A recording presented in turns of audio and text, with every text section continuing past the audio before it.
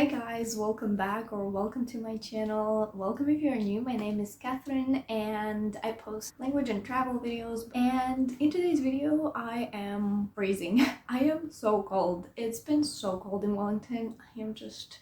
It's insane. Anyway, in today's video, I have a Q3 update for you guys, and actually it is still September. It is September 28th today, but I'm leaving Wellington tomorrow and I won't have a chance to film this video, so I am doing it now. So let's get started. So I feel like this has been the best quarter this year so far, both quality and quantity wise. I spent so much more time on language learning in this quarter. So in July, August, and September, I spent 193 hours and 57 minutes on language learning so far. As I said, it's still the 28th of September, so I might still have a few hours, but I'm gonna write the exact number on the screen. But so far it's 193 hours and 57 minutes, and total in 2023. This number blows my mind, to be honest, because in the past couple of years I've had like 100 hours in total through the entire year, but now I have 391 hour and 18 minutes. So in Q3 I've spent almost as much time alone as in Q1 and Q2 combined, which is crazy. But I think part of the reason is because in August I bought an iPad and I've been using it so much for language learning and I've been loving it so much. And yeah, I think that's why I've spent a lot more time actively studying the languages, like using different textbooks and just using apps as well. But mostly I've found a lot of textbooks in PDF formats, and so then just using my iPad and Apple Pen and just writing in the textbooks, which I used to do before as well, but not as much because it's just not as convenient when you have your PDF book on computer and you have to write in a notebook, you know? So anyway, if we look at each month this year, we see that July and September are the highest so far, and the reason why July is so high is because I actually did 40 hours in 7 days challenge. Finally, that was the first time that I did this challenge, and I kind of loved it and I hated it at the same time. And then if we look at languages in Q3, I obviously spent the most time on German, as it is my main priority this year, but I've also spent quite a bit of time on Lithuanian. And then my love for Italian language also kind of like reignited this quarter, and I started doing a lot more Italian. I am just so pleased and proud that I have done so much, because I actually used to compare myself a lot to other language learners. This quarter I've finally reached a point where I am looking at myself and not others, and I am looking at how I did before and how I am doing now, and I've made so much progress. Italian and Lithuanian are the same. I've spent 81 hours on Italian and 81 hours on Lithuanian. However,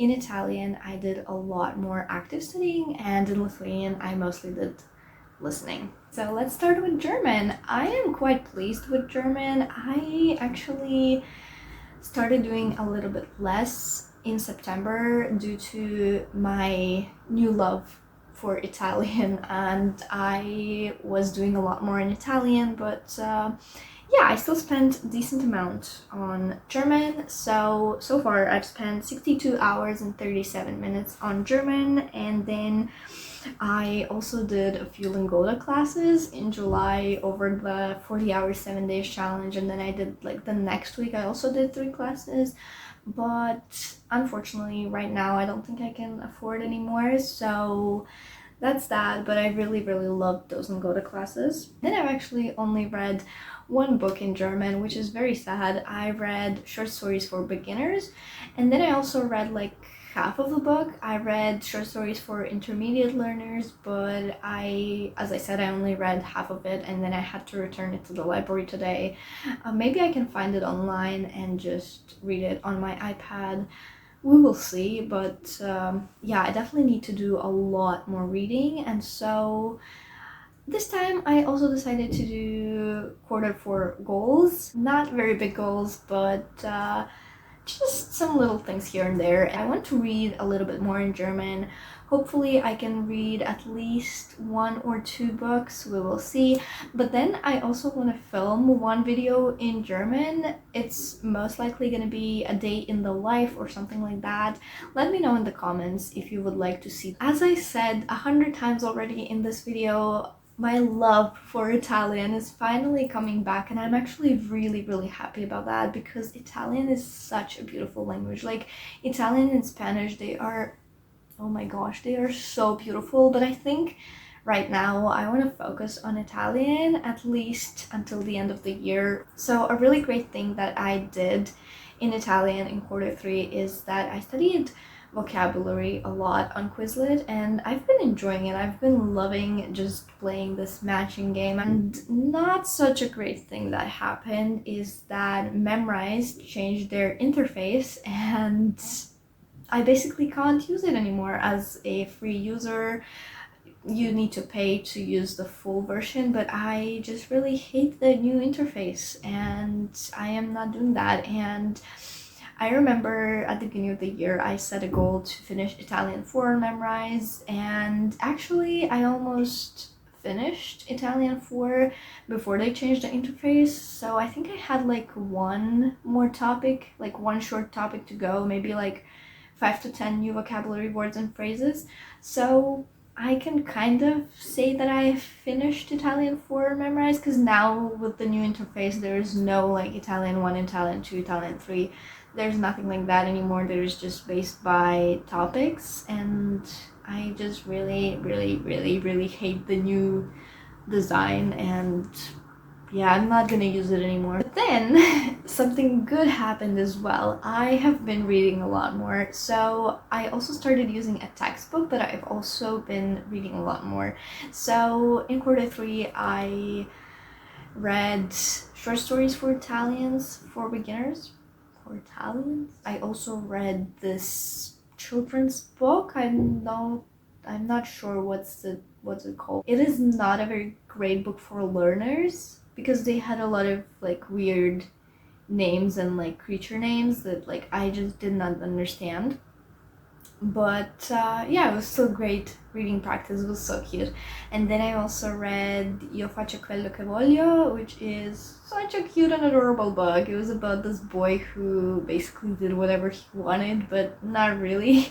And some Q4 goals is to read more, and ideally to also write more, but I don't know how that's gonna go. I've not been great at writing in any of my languages. I've not been great at writing in general this year. But yeah, I definitely want to read at least one more short book. I have a ton of books on my iPad now in all of my target languages, and I just need to find time to do that. I just need to find time and just push myself to read more.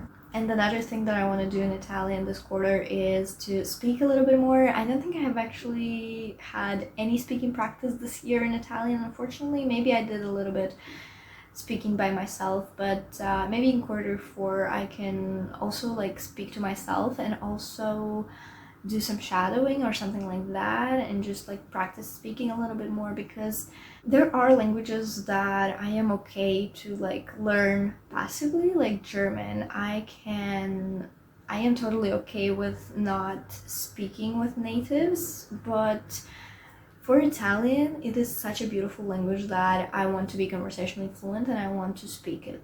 So, you know what I mean? Lithuanian! Okay, so I have also been quite excited to bring my Lithuanian kind of to the next level. I know I said in Q2 that Lithuanian is a very chill language for me, and I put on a podcast when I don't feel like doing anything else.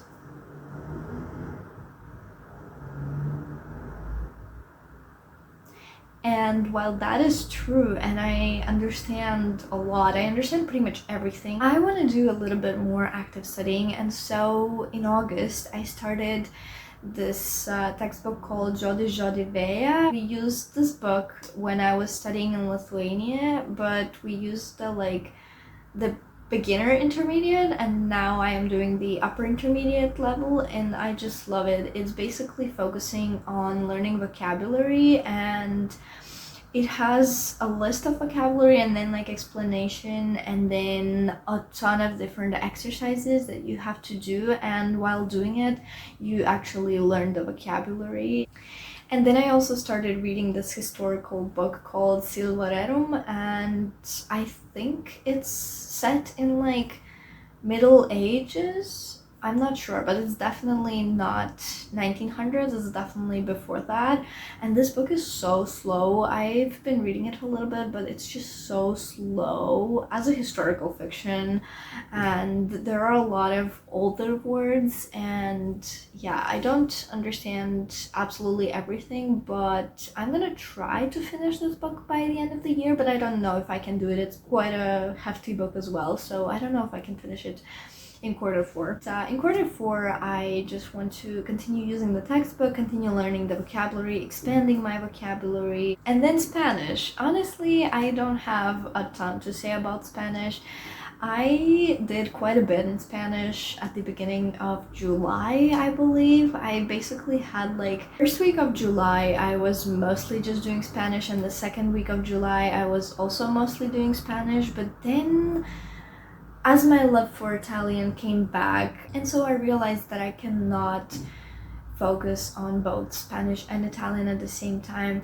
For quite some time in quarter three, I was splitting my time between Spanish and Italian. So Mondays, Wednesdays, Fridays, and Sundays I would do Italian, and then Tuesdays, Thursdays, and Saturdays I would do Spanish, and that worked great.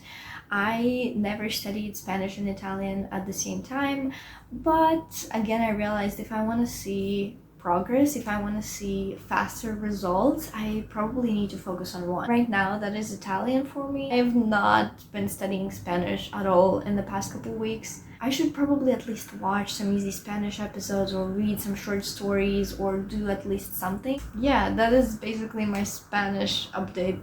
There's nothing much to say about that. However, I would love to finish Extra until the end of the year because that was one of my goals, and I think I've watched 1 or 2 episodes in Spanish, and so I would love to finish that by the end of the year. So there you have it. That is my quarter three update. I hope you enjoyed this video. Don't forget to comment how was your quarter three. Also, don't forget to like and subscribe to my channel, and I will see you very soon. Bye!